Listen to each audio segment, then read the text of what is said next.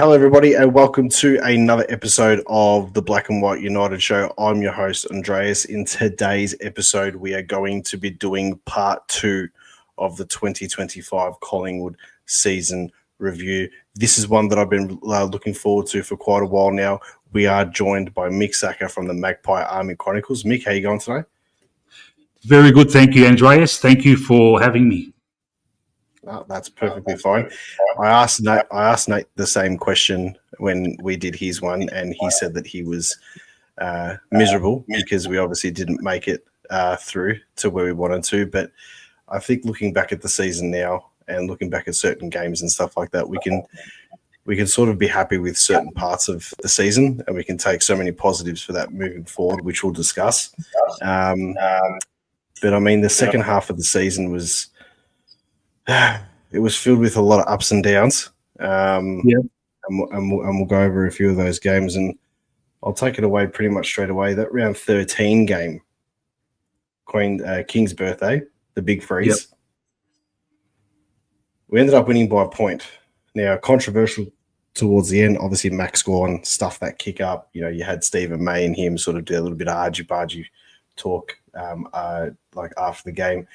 We ended up, I think Will Hoskin-Elliott took the mark that we needed to take to sort of seal it there. But final score was 10-11-71, Collingwood 11-6-72. So our accuracy in front of goal this game actually wasn't too bad. Now, I watched this game.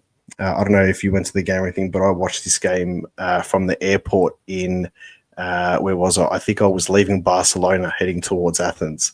Watching this game on my phone, and even watching it on a small device sitting there in the airport lounge, you could clearly see how good Josh Dacos was this game. 34 disposals, just dominated too. I thought Clayton Oliver really stood out for Melbourne in this game, but I was pretty pleased with the way players like Isaac Kleiner, still side bottom, even Ned Long kicking a goal, 21 disposals this game, just showed it was a really good team performance. But I also found that there was just some little cracks showing, which like we absorbed the pressure, maturity stood out. We did what we needed to do, but I just felt there was little cracks in this game that, not warning signs, but just little things that I was like, we need to get better here.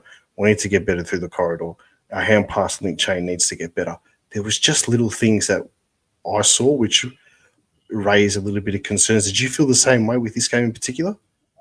I did. I was in similar circumstances to you. I'd just gotten back from Thailand, where I watched the Hawthorn game in the previous week, probably our best performance for the year.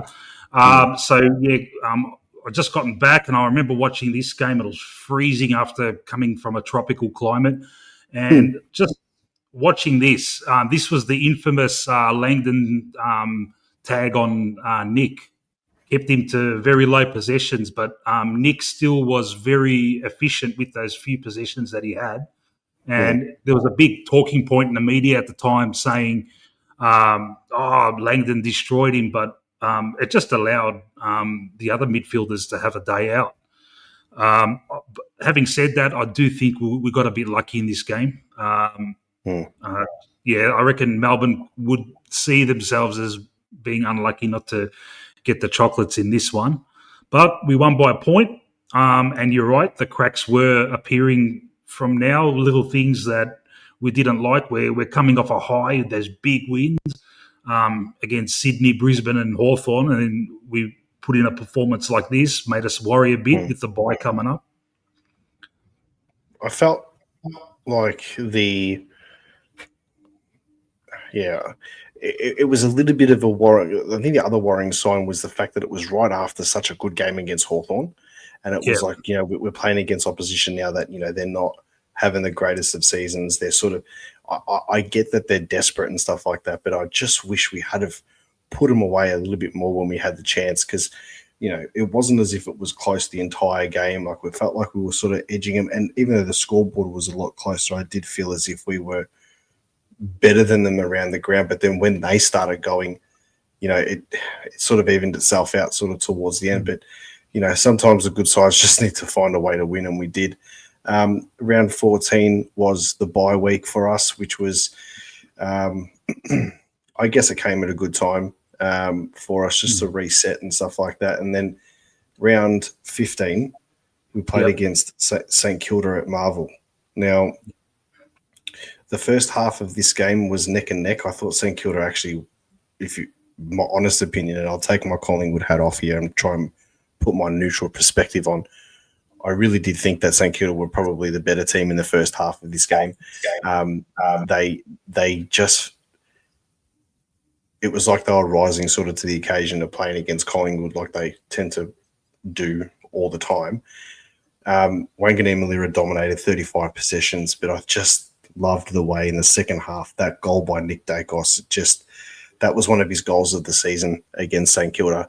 That snap on the right foot, it just sort of felt like it was like all the stuff with the tag of last week, of the week before, with Ed Langdon. Winhager did a really good job on him this game. That goal was just sort of like felt like it broke the shackles or whatever. And it was like, you can tag me if you want. I'm still going to run rings around you guys. Did you get that feeling as well? Because I sort of, it was like a relief sort of feeling when he kicked that goal. Yeah. So in this game, the one thing I also remember is Bo McQuarrie making some centre bounce appearances and being good, but then I think he did his hammy after this game, and that became, as the rounds went on, it became another thing where, let's play Bo in the midfield, but then he'd do his hammy. And I do think this game also was one of Bobby Hill's, I think it might have been his last full game for us, to be honest. Okay. So, but look, it's just St Kilda at Marvel. I mean, sometimes I just wish we played them at the G a little bit more, to be honest. But all right, so round 16, Collingwood 13-10-88 to West Coast 8-11-59 at Marvel Stadium. Now, this game in particular, the first half, the rebound that West Coast had from their backline, I thought was actually played like fantastic.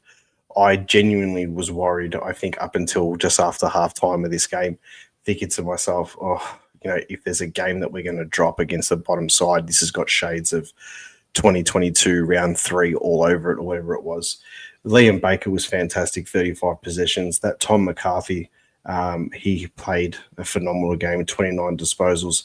Scott Pendlebury, Josh Dacos, and Nick Dacos, 34, 30, and 28 disposals, just showed their class and leadership and everything for this game to get us over the line. And even though it ended up being a 29-point win, it probably was a little bit disheartening for West Coast for how good they played, especially for the first half and a bit of this game. Very similar to, I think, the St Kilda game. We obviously kicked away a little bit more against St Kilda at Marvel, but geez, for a bottom side, West Coast actually played really well this game. How did you feel about it after going this? Did you have the worry signs as well after this game? Very similar to St Kilda and Melbourne? Yes.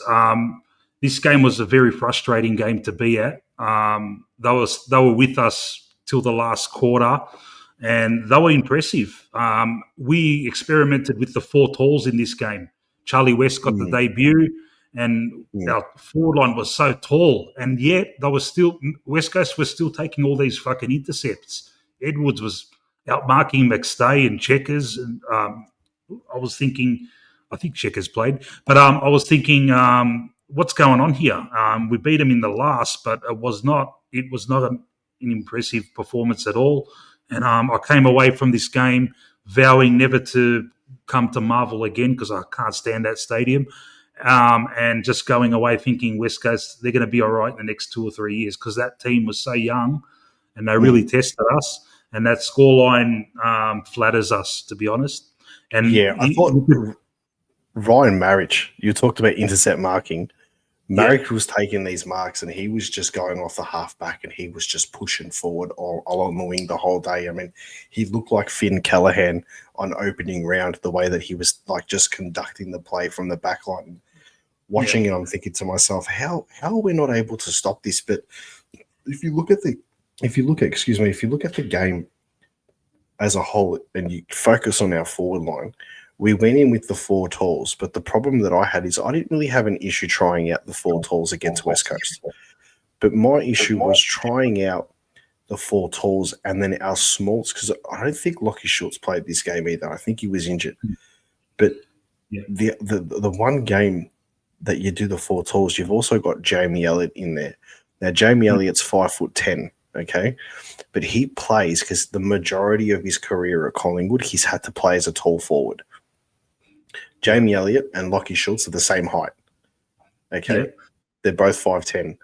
But Jamie Elliott plays as a taller forward or a mid-side forward. So technically you had 5 tall forwards in the forward line that game, not 4, the way it was playing. And we looked slow. We looked lethargic going up forward. There was nothing happening. I thought we actually started to look better when Charlie West went off, only because then it opened it up a little bit more, and and that's not an indictment on him or anything. I just think it was just bad selection all around. Maybe we should have given Membry a rest. Maybe we should have given McStay a rest. I don't know, or just changed it up a little bit. So I don't know, but there was worrying signs after that game. There, I thought to myself, hopefully we can provide something a bit better coming into the next few weeks. And pretty sure the week after was a pretty good week, to be honest. Well, this game here, before every game against Carlton, I don't know what it is. No matter where we are on the ladder, I always go into the game with feeling a bit nervous. Whereas this game, they stayed with us till halftime, and then we just absolutely destroyed them. And the Dacos brothers just went absolutely nuts. Nick with 36, Josh with 27. And this was McStay's watermark moment where I don't want to go ahead of myself, but he kicked 4 goals, including that great long goal from that bouncing goal from almost the centre square. Elliott chipped in with another 4, and it was just the regulation Carlton win that we've become used to, them trying their hardest, not using the ball well, and us just destroying them on the break.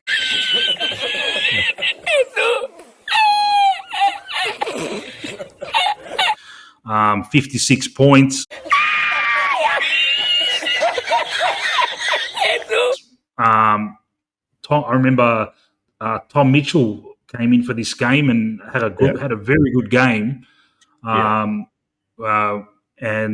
it looked like, okay, Ned Longs might be struggling to get a game after this.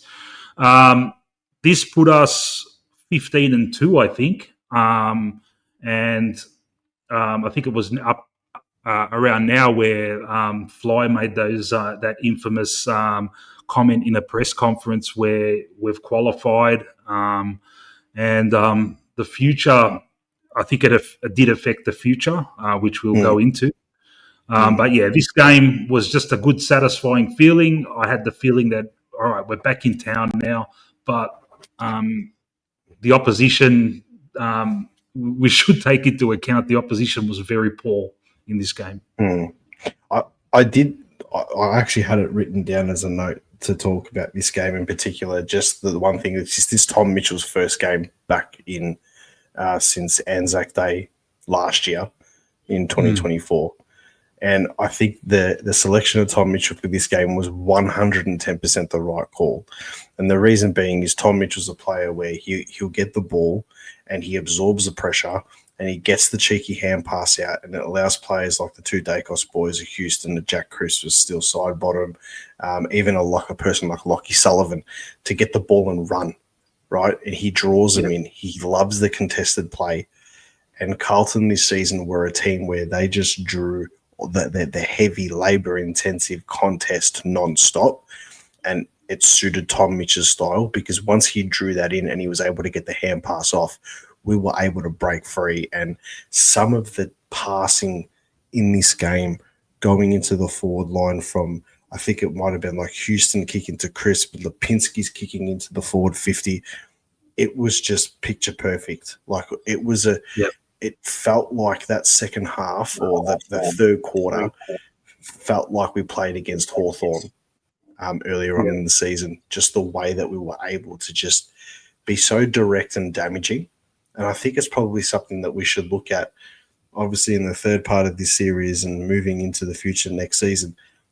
That third quarter against Carlton, albeit it was against Carlton, but that's the benchmark of football that we need to produce, especially when you want to kill a side, because I felt as if that we could have done this in this game to them that what we did to them in the first game, albeit the weather was bad and all that type of crap. Yeah. We only beat them by 17 points the first game. Yeah. Right. But we had that 10-minute burst in the third quarter.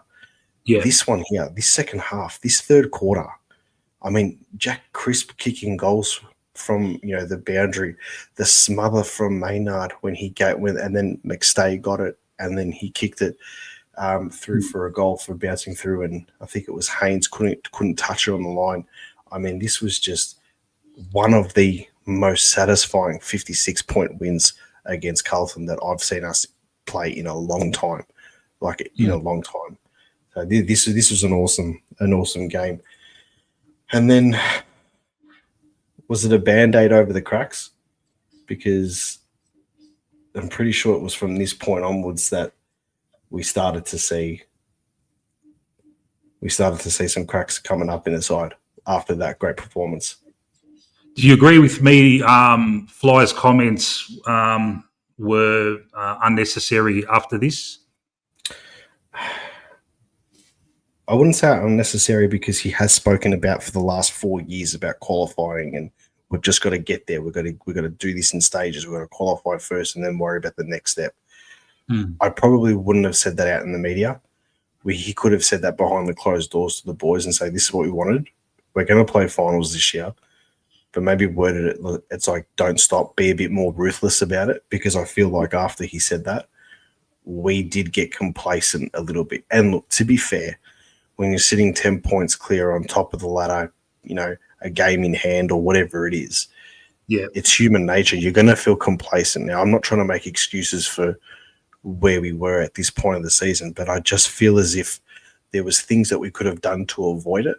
But you're always going to – I mean, we weren't going to not lose another game for the rest of the season. It was we're going to lose a couple of games along the way here and there, But it just probably don't say it in the media, I guess. Say it behind the closed doors and give them a pump up about it, but don't let it, just wait until later, because, there was still a chance for us, even though we had qualified with other results. There was still a chance at one point for the rest of the season, I think it was, if things didn't go away, that we could have almost potentially bowed out of the top 8, So, but around 18, Gold Coast. What did you feel with that one? Okay. Now, this was a big build-up to this game. Gold Coast approached this game and it was their the biggest game of their existence. To date, it was it was the first time they were really up there, looking like they were going to make finals. They built themselves up for it. Friday night. It was their first Friday night game, I think, too. Yeah. And it showed right from the start. I've never seen us being dominated like that in a long, long time. We didn't show up. They were absolutely clean and efficient. And we didn't score a goal until, what was it, the third quarter or something? Yeah, I think it was the first few minutes of the third quarter. Yeah. So this is a game where the text messages from all opposition supporters were coming in like an absolute tsunami. And I had no reply. I just had no way of replying.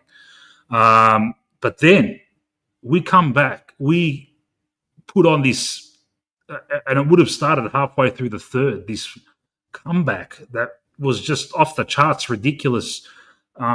Josh Dacos got moved. He's been playing in the back line all year.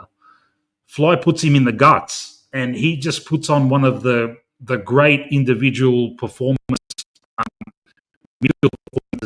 for the ages, and inspires us to come back. And we hit the front. we hit the front with chances to actually seal the game. And then we just put too much effort in, it seemed, and Gold Coast found another gear, and bang, bang, bang. Who's Anderson, their midfielder, scored a great goal running out of the centre. And they got us. It was only by a goal, but it was a missed opportunity, and it would have gone down as one of our greatest comebacks. Like, everyone could have said, yeah, you didn't score a goal, but we could have said, yeah, but we won the game, you know. But not to be. I think if we had played more than, you know, a quarter of football, even if we had played 2 quarters of football, we win this game.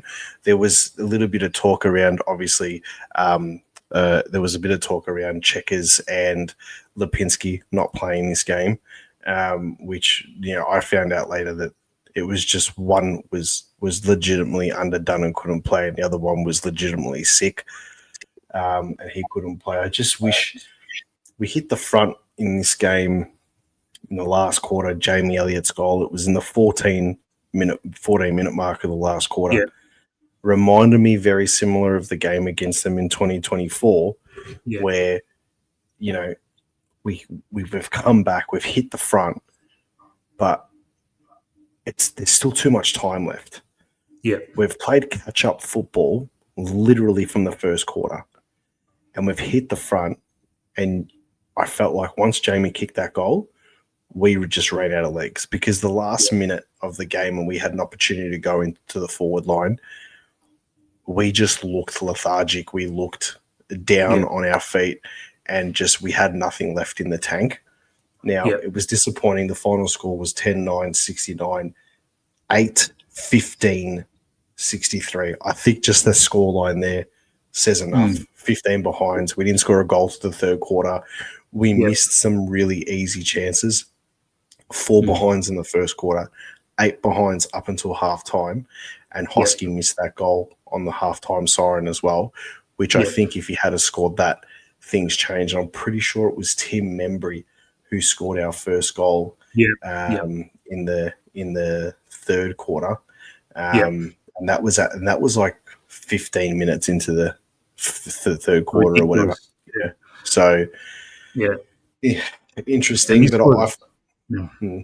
go on. This was the game. Pendles started as a sub, and he came on to.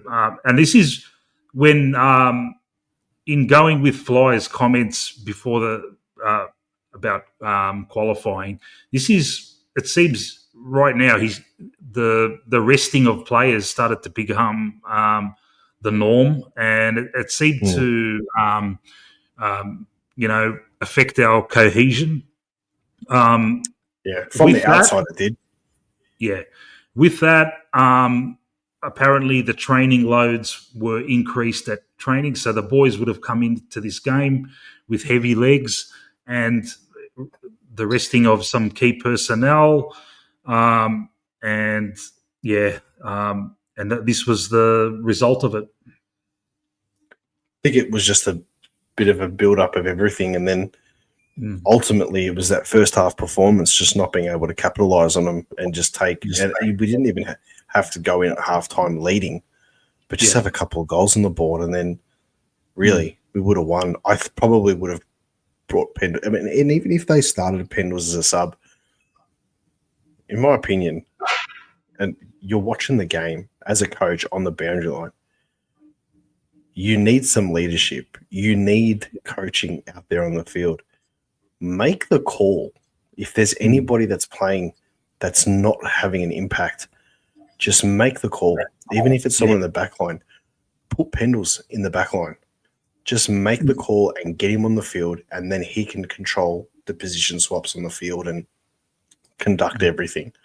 I think that's probably that was an opportunity there missed. And then we want to talk about opportunities. This is the one where I thought it was going to cost us a top 4 spot. Round 19, Collingwood, 11-12-78. Fremantle, 12-7, 79. Yeah. I reckon... Go. I reckon this is the game that almost cost us the top 4. Yeah.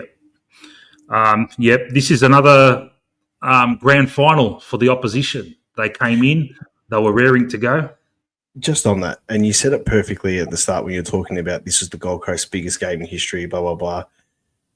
2 weeks in a row, all we heard from the media, Gold Coast, statement win against Collingwood. Fremantle, statement win against Collingwood.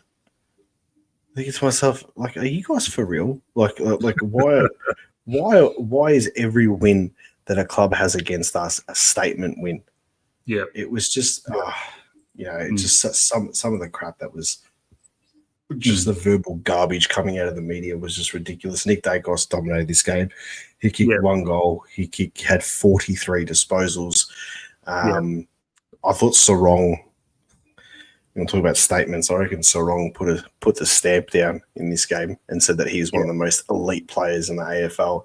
I thought Crispy was good this game. Josh was good. Pendle's played well. Darcy Cameron, I thought, he had 20 disposals this game. He worked quite well. Wasn't a big fan this game of like Mason Cox. Didn't play well. Patrick Voss kicks 6 goals on Darcy Moore. Yep. It was just such a weird day because they were up by 22 points at one stage. Yeah. Had a chance to steal it. Yep. He had the chance to steal it. I think it was at McStay he missed or someone missed it. Elliot, I think. It was Elliot, and then from memory. They went out and then just kicked a goal after that, and then we were just just another finals-like atmosphere.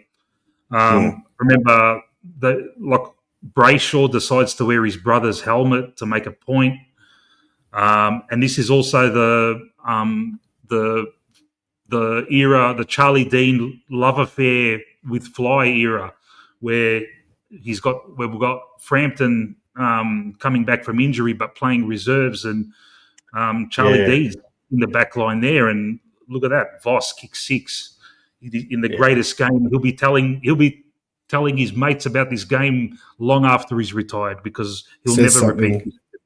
It says something when you're getting 6 goals kicked against the captain by an Essendon reject. So that was real disappointing. And then obviously we then move on to round 20. And round 20, I think there was just a sense in the Collingwood atmosphere that no matter what happened this game against Richmond, we needed to win. Whether it was 1 point, 100 points, or whatever it was, just get the 4 points this game. I think it was one of the most people think, it's just against non-Collingwood supporters. You only beat Richmond by this, blah, blah. I thought Richmond played a great game of football this game. Yep. They were switching it. They were kicking it to the hot spot in the forward 50. The final score was 8-9-57 to 13-15-93. We should have been so much more clinical up forward. I thought our defensive transition this game was unbelievable, but we just couldn't kick the ball clearly into the forward line. The scoreboard says different, 13-15, whatever. Towards the second half, we showed our class and we sort of pushed away from it. But again, similar to other games earlier in the season, King's birthday being one of them, if we were playing against any other side at the G that day, they would have beaten us. And I think it was probably, again, like Nick Dacos, 42 disposals. And 3 goals. And 3 goals, and good goals, mind you. Yeah. But, Hopper, 33 possessions. Sonzi killed us all day, 28 possessions. Vlosten showed how good he was, 25 touches as well. And Short played one of his best games of the year against us. Yeah. Rioli's tackles. Yeah. Yeah. There was just so many moments in that game. I know, even as a win, I was like, Jesus Christ. If we played against Carlton that day, in my head, I was thinking to myself, we need to do something here because we look out on our feet. And I think this was the part of the season where I was sort of clinging on to the hope that back in 23, we lost a couple of games. We won one. We lost another one right before the finals, and then we peaked.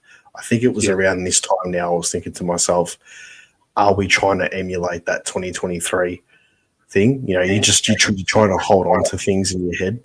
Yeah. But we were better on the day than Richmond, but I still think, we won this game. I was happy that we won that we got the game. We won. We got the 4 points, but I think even more alarm bells started ringing. How did you feel after this game, especially moving into the week after? Yeah, it was just similar to the St Kilda and the West Coast games. Just we ended up winning them all comfortably, but it was obvious that something was not right. What we were at the time, we were all thinking: was it the training loads? Is it the overemphasis on resting players? And just another thing on this game. This is on a sad note. This is where Lockie Sullivan did his knee and ended his year. So he had a great year. He was really doing well as that pressure forward and helping out in the midfield. So it was sad to see him finish his season in this game. He was on about 9 or 10 disposals too when he actually did it. And what gets me the most is that, as even sometimes, and I'll put my hand up for this as well, I don't think he gets the recognition in the team that he deserves, especially when we didn't have Jordan De Goey for such a massive chunk of the season. He came in and he actually played his role, not to the X Factor style that De Goey did towards the end of the season when he came in, but he filled that spot and played that role. Out of 10, 1 being not a Jordan De Goey, 10 being Jordan De Goey, he was sitting at 6, 7, and just playing that consistent team role, did everything right. And I think, would he have made the side come towards, the finals, even though we'll talk about the finals in part 3, but, you probably think he still would have kept his spot, even as a sub or something like that. So it was really sad to see him go. And the fact that he's done it, was it a PCL or was it an MCL? Because I don't think it was an ACL. I'm not sure exactly what it was, but Yeah. Because if it was an ACL, then it's going to affect him for next season. But I don't think it was. I think it was a PCL similar to McStay's one that he copped, which, I suppose the good part is he should be right for preseason next year. And we get other players back like Harvey Harrison, which we'll talk about in the next part of the series. Round 21. Now, round 21, we played against Brisbane. I think moving into this game after the Richmond win, it was sort of like that as a fan, we had that. It was like a little flick went off, and we thought to ourselves, okay, we're going to play against finals opposition now. We're going to play against a team who's, fairly up and down, considering the way that they've played their season up to date. I went into this game. I did a live stream of this game because I couldn't attend it. I went into this game so confident that we are gonna knock these guys off. We knocked them off at the start of the year, Easter Thursday. It was. I think Bobby Hill was back. Jordan De Goey was back. It just had this feel like, hey, we haven't got our best side in. I know Charlie Dean's playing, Markov's playing, or whatever, but we can still, muster something up. The final score is 10-5, 65 to the Brisbane Lions, 14-8, 92. We lost by 27 points. I would still go down and say that the second quarter of this game was our best second quarter that we've played all season. Some of the best football that we've played, right up there with the smashing of Port Adelaide in round 1, right up there with, the game against Hawthorn, the third quarter against Carlton a few weeks before. That second quarter was amazing. We were just peppering their defence. It was just a sign of, hey, hang on a second, these things are clicking. Problem was, we allowed them to get too much scoreboard pressure in the first quarter. We ended up just hitting the front in the second quarter, but then they went up at halftime, like a point up or a goal up or something or whatever it was. And then we just couldn't, we couldn't catch them after that, after halftime again. Yeah. And once again, Morris 6 goals, Henry Smith 3 goals. It's becoming a normal thing against us, tall forwards kicking bags. And the sad part is usually it's against our captain. Like it's Yeah. not as like it was against another defender like and I think that Charlie Dean got a little bit harshly judged this game because the forward line of Brisbane is lethal. It's not as if we're playing against the Richmond because the week before he actually played all right against Richmond, but this one was just like the next like level up or a few levels up. I did make a note though in this game, and I did want to say it when you've got the first 4 possession getters, like the highest disposal getters for this game, was Lockie Neal 36, Hugh McCluggage 34, Josh Dunkley 31, and Will Ashcroft 30. Well, yeah, Then you've got 3 Collingwood players right underneath Will Ashcroft on 29, 29, and 22.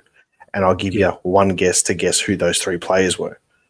Yeah, the usual suspects. Nick Dacos, Josh Dacos, Scott Pendlebury. And I'm looking at this, and even the next Collingwood player was still Sidebottom. So we're not really digging deep into our list here of players to, provide that spark or whatever it is. And, maybe we did in that second quarter of that game, and I thought it was really disappointing coming out of that game, the way that we sort of ran the game out.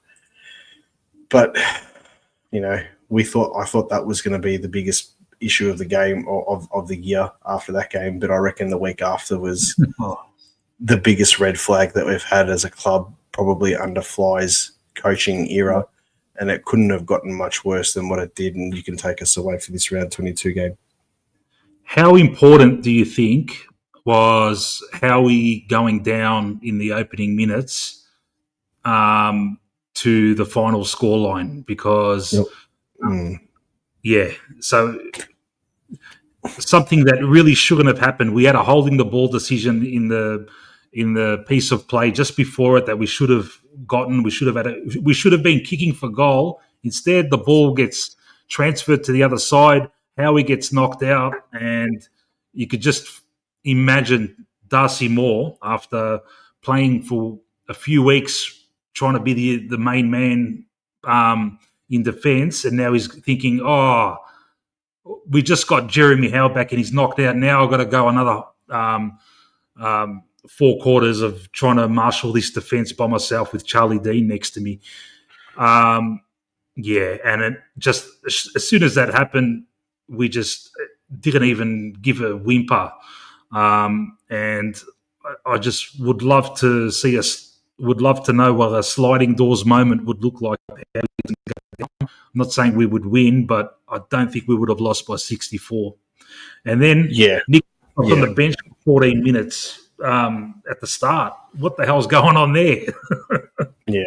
Look, the final scoreline, Hawthorn 17-8, 110 to Collingwood 6-10-46.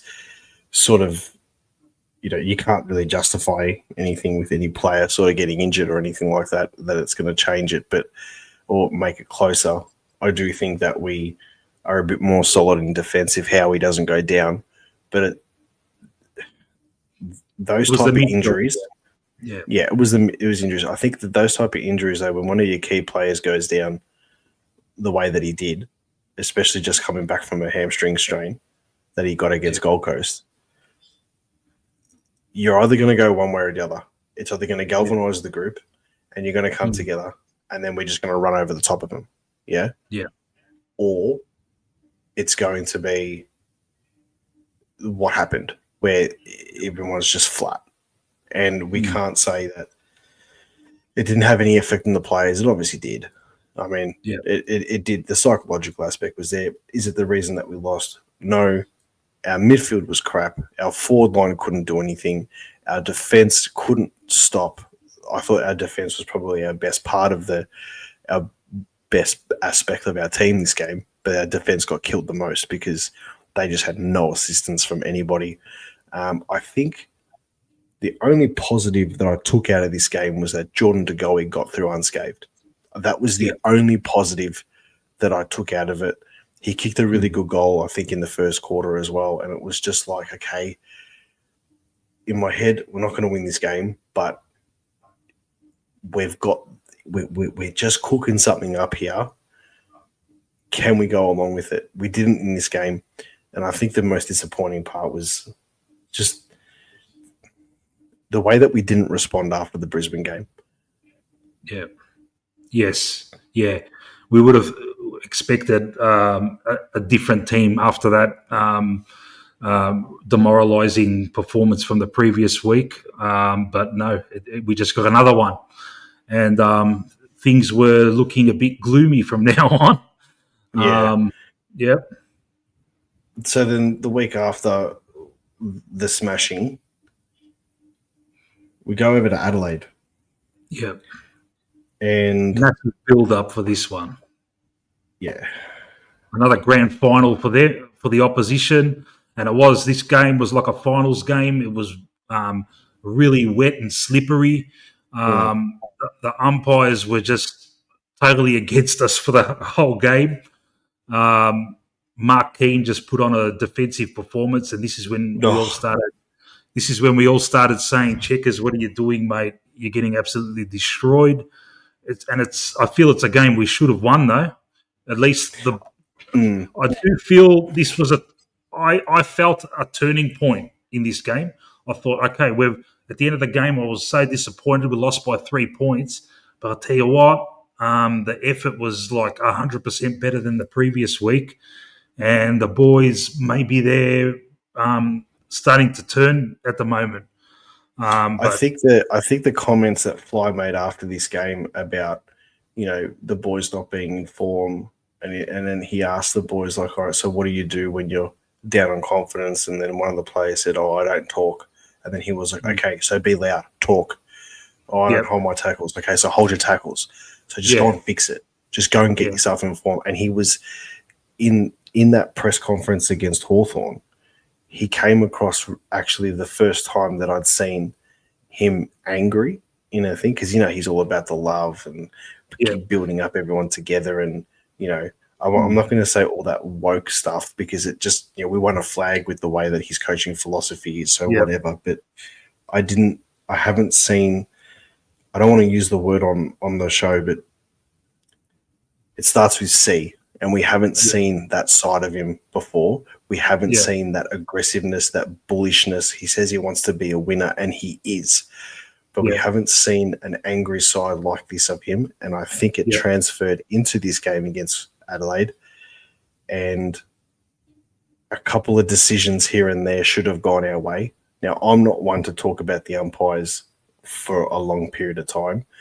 But before I get into that, we'll just go through with the score. So it was Collingwood 8-8-56. The Adelaide throws 9-5-59. Now those two throws, I mean, they pinned Dan Houston and they pinned Lockie Schultz for throws, which they were. I was there. The umpire saw it. What great, no worries. Yeah.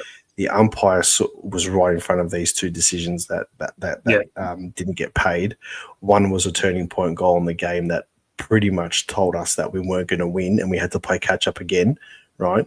And the other umpiring decision was the kick away that Phil Thorpe did from the boundary umpire to waste time. In every game, in every state, in every league of AFL football, that's a free kick for wasting time. You can't do that. Now, do these free kicks win us the game? Well, because it's so close, they probably do. It probably changes the direction of where that game was going. But I mean, at the end of the day, I just feel as if we had to lose a game this season, it was against Adelaide. It broke the shackles off in regards to the run, the 10 in a row, the close games against Adelaide, because of what would happen a few weeks later, which we'll get into in the next part of the series. But I did feel like you, I was like you, that even though we had a loss, I felt as if things are getting okay now. Does that make sense? Yeah, because we're up against the top team that's been smashing everyone all year, and everyone's tipping against us before this game, and we've come out with a 3-point loss. Yeah, everyone's tipping us to lose by 10 goals. and rightly so after the last two performances. So it was good to see the boys bounce back after that. So we head into round 24 against Melbourne at the MCG. I think for me personally, there was the element of, are we really going to stuff this one up today? Because if we don't win this game, then, it doesn't even matter about other results. We're not going to make the top four. Yeah. And I think the position that we were in, that we put ourselves in, for us to have any sort of influence in the final series, we needed to finish top four. That's just the type of team that we are. Yeah. The final score in this game was Collingwood 11-16-82 to Melbourne 11-10-76. Thank you to Darcy Cameron for a massive spear tackle at the end of the game. Dan McStay had a shocker, but was able to take a clutch mark and kick a clutch goal at the end of the game, which towards the end of the game, which put us in the position that we were to win. Clayton Oliver and Petrarca went vintage on us and pretty much decimated us. Nick got 27. I thought it was DeGoey's signature game. Geordie was back. This was his signature game, and I think credit to. I've been very critical of the, not so much on my channel, but sort of like behind closed doors. I've been very critical of our conditioning stuff and our sports science stuff and our resting players and all this type of stuff. Like I haven't agreed with every decision, but I think this one was me saying to myself, I think they know what they're doing because of the way that Geordie played and the way they got him right at the right point of the season. Yep. And this game, Pendles decided to make an executive decision on the ground, put himself in the back line, and there was a couple of very important plays that he instigated. He was taking the kickouts. He was directing from deep in defence, and that's what won us the game at the end, I think. How he came back but injured himself again, made us shit ourselves again as the finals loomed. And we got lucky because in the other game, Port beat Gold Coast. And I was driving home from this game, listening to the other game, and I think when the siren went and Port had won, and this confirmed that we couldn't drop out. I think we were still third at this stage, and then it was just the Brisbane Hawthorn game. I think that just changed the final positions in the ladder. I think it was again another moment of the season where you get that relief. It was another moment in the season where it's like, okay, thank you. We did what we needed to do. A result went our way. We got lucky, maybe, yes, but we still earned our right to play finals, especially with the way we were at the start of the season. So I thought this game, Lockie Schultz was good too. I know he missed a couple of easy goals, but I just thought his pressure around the ground, especially in that last 10 to 12 minute burst in the last quarter, that pretty much got us into the top four, really. If we didn't play that way in that minute against that time against Melbourne, we'd probably lose this game. And we were able to hold on for the win. And then obviously Trevor Spoke's last game for Port Adelaide was that we're able to solidify Collingwood a spot in the top four for the end of the season. You know, the fact that we were able to get the win, put ourselves in the position, and then pretty much end the season after the Brisbane Hawthorn game the night after, which put us into fourth position, which allowed us to play a qualifying final, have a week off, and then play a qualifying final against Adelaide, which we'll get into in part 3. But I think the other thing is, and I just want to touch on too, is that if we had lost this game against Melbourne, the other factor that would have played into part was the catch-up game between Gold Coast and Essendon, where potentially we could have even dropped even further if Gold Coast had won. So there's that factor in it as well, and we're just lucky that we did get this win at the time of the season, and that Port Adelaide did their role for us too, which was much appreciated. So that finishes off the second part of the season review. Round 24, Collingwood defeats Melbourne by 6 points. We move on to part 3 of the series soon. We're going to have Mick, who's going to be back with us. We're going to have Nate from Nate Talks Pies, where all three of us are going to dissect the finals. And then after the finals, we are going to also speak about the direction of the Pies moving forward into 2026. But that's for part 3. Mick, thank you so much for joining us today for part 2 of this series. It was the second half of the season. If you guys haven't already, please make sure that you jump onto Mick's channel. Mick, where can we find you on YouTube? The letters you see above my head, Magpie Army Chronicles. I do live streams from time to time. Now that the season's over, I'll be just trying to do one probably once a week. Anything goes. Just come on, talk to me. 10 different people at once. It's like a WOG wedding, mate. The loudest voice gets precedence. It's good. I've jumped on yours a few times, and it's just good because everyone sort of just jumps on. Yeah. You let out frustration. You talk. You agree. Yeah. You disagree, or whatever it is. But it's just a good vibe. It's different to the usual conventional sort of YouTube channels and stuff out there. But it's fantastic. What I'll do is I will tag you in the title of the video too, so anybody who's watching this video can just click your name on there, and it'll take you straight to your channel. Make sure you like and subscribe to Mick's channel. Make sure you give this video a like. Also, we will be back with part 3 of the series in a few days' time. It's going to be interesting, but thank you everyone for joining. And as always, go the Pies. Go the Pies. Go the Pies.